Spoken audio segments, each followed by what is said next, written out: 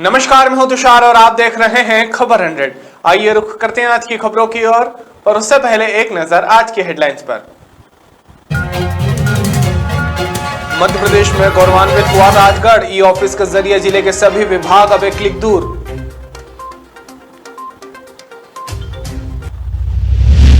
ग्वालियर में जहरीली शराब ने मचाया आतंक, जहरीली शराब पीने से एक की मौत, 5 बीमार। छिंदवाड़ा में कोरोना का कहर, नगरीय क्षेत्रों में लगा 78 घंटे का लॉकडाउन। बाबा महाकाल के दरबार में मनी रंग पंचमी, भगवान को चढ़ाए टेसू के फूलों से बने रंग। राजगढ़ के छापीहेड़ा में समर्थन मूल्य पर गेहूं और चने की सरकारी खरीद गुरुवार से शुरू हो गई है।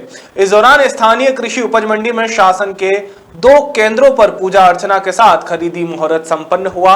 इस अवसर पर मंडी समिति के प्रभारी सहित कई प्रबुद्धजन मौजूद रहे। बता दें, अनुमान लगाया जा रहा है कि 2 खरीदी केंद्रों पर समर्थन मूल्य पर 1494 किसानों की फसल तुलेगी।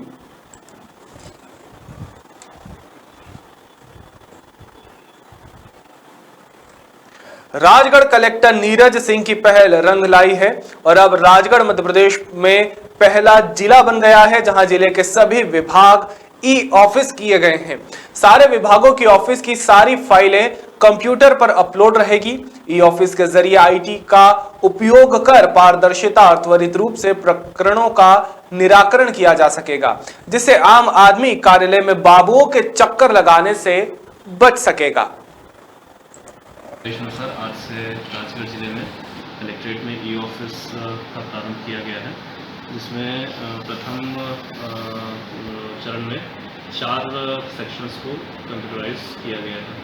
इनकी फाइलें अब पूर्णतः ई ऑफिस पर ही आएंगी। यहाँ पर फिजिकल फाइल्स का मूवमेंट इन 4 सेक्शंस में अब से बंद किया जाएगा और चरणबद्ध तरीके से बाकी सेक्शंस में भी फिजिकल फाइल्स का मूवमेंट करते हुए पूरे ऑफिस को ई ऑफिस पे किया जाएगा।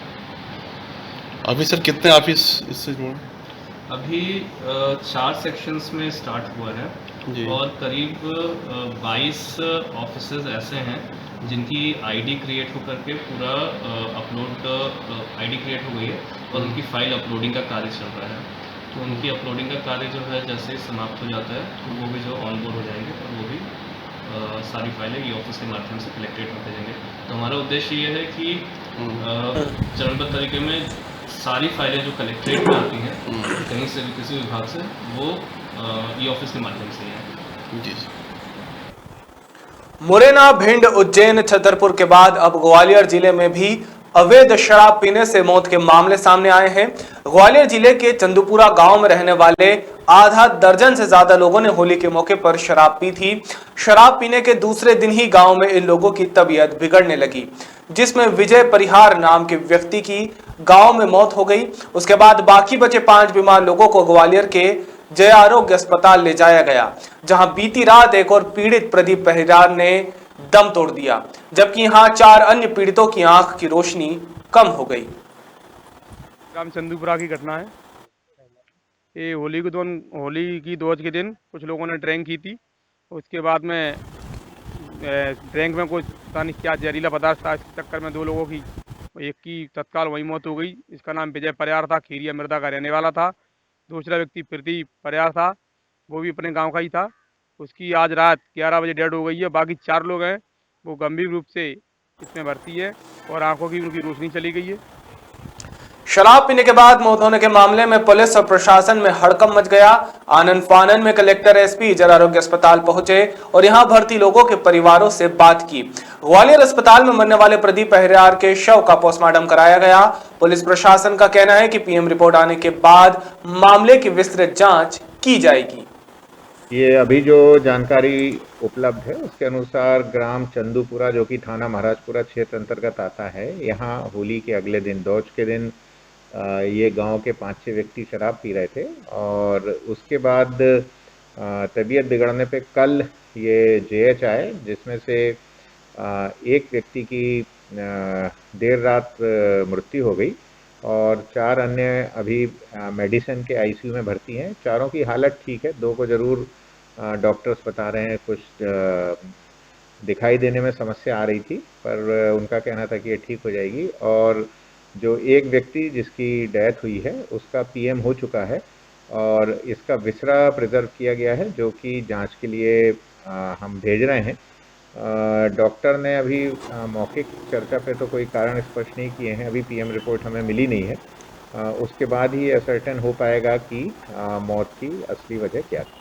हापुड़ में थाना सिंभावली क्षेत्र के टोडरपुर गांव में एक हफ्ते पहले 10वीं की छात्रा का अपहरण हो गया था। अब लापता छात्रा का शव लेकर दो युवक नोएडा के एक अस्पताल पहुंचे और शव को छोड़कर फरार हो गए। इसके बाद अस्पताल से गांव में सूचना दी गई। सूचना मिलने के बाद ग्रामीण मौके पर पहुंचे। वहीं सूचना के आधार पर पुलिस भी अस्पताल पहुंची और अपहरण, रेप, हत्या समेत कई धाराओं में केस दर्ज कर आरोपियों की तलाश शुरू कर दी गई है। ये लड़की 22 तारीख की सुबह 7:30 बजे से गाँव से लापता थी। ये परिवार जो जिसके साथ लापता थी वही परिवार लड़की के परिवार को मैनेज करता रहा, विश्वास में रखा कि भी 10-15 दिन में उसकी आ गई, उसकी आ गई, तुम्हारी भी आ जाएगी, कोई पुलिस को सूचना मत दो, बदनामी होगी। और ये परिवार यकीन करता रहा। कल इन लोगों ने बताया मेरे से, और उसके बताने के बाद 2-3 जगह सीसीटीवी चेक करने के बाद और थाने तहरीर देने के लिए जा ही रहे थे, इतने ही एम्बुलेंस के ड्राइवर के द्वारा सूचना दी गई कि जी कैकासा नाम की लड़की की dead body Surabhi hospital sector 35 Noida में है। और जो लड़का लाया था वो एम्बुलेंस में छोड़ करके, 2 लड़के थे, वो छोड़ करके भाग गए। वो लड़के ही उसको लड़की के घर का नंबर दे करके ये कह के चले गए कि हम बाइक खड़ी करके और पैसे ले करके आ रहे हैं, 5 मिनट में तू यहीं खड़ा रहे। उसने 2 घंटे वेट किया और 2 घंटे के बाद घर के नंबर पर फ़ोन किया तो उसकी सूचना मिली। सिंभावली थाने हम लोग पहुँचे, तस्करा डलवा करके संजीव पाल एसआई को लेकर के नोएडा गए। वहाँ नोएडा पुलिस ने पंचनामा भर के पोस्टमार्टम के लिए बॉडी भेज दी। राजगढ़ जिले के जीरापुर जनपद में गोगटपुर और खारपा गांव इन दिनों चर्चा का केंद्र हैं। यहां लगातार अजीबोगरीब मामले सामने आ रहे हैं, फिर भी न जाने प्रशासन चैन की नींद कैसे सो पा रहा है। यहां खारपा गांव की महिला राजूबाई की शादी गोगटपुर गांव के बापूलाल बागरी के साथ हुई थी और उसका एक बेटा भी है, लेकिन अब उक्त महिला शादी तोड़कर मायके में रह रही है। इतना ही नहीं, अपने पति को मृत बताकर ग्राम पंचायत खारपा के सरपंच और सचिव की मिली भगत से अंत्येष्टि सहायता की 5,000 की राशि भी निकाली जा रही है। महिला का यह फर्जीवाड़ा सालों से चलता आ रहा है।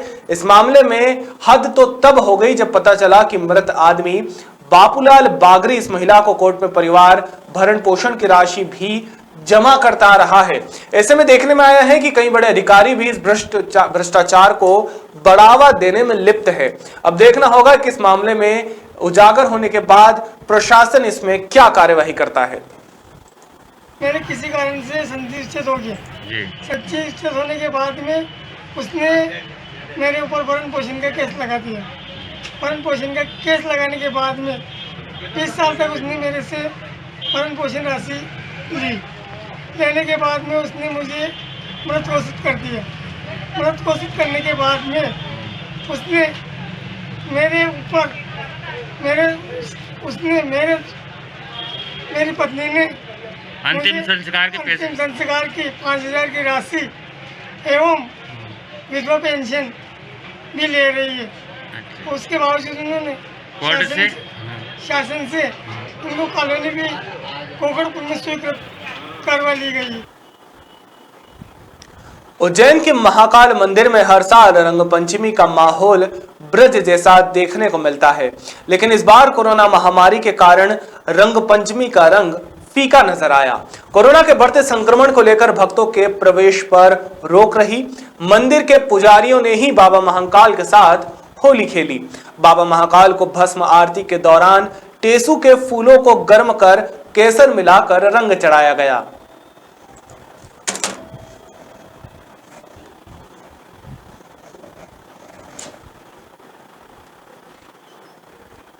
अभी के लिए केवल इतना ही। बाकी ताजा खबरों के लिए बने रहिए खबर 100 के साथ।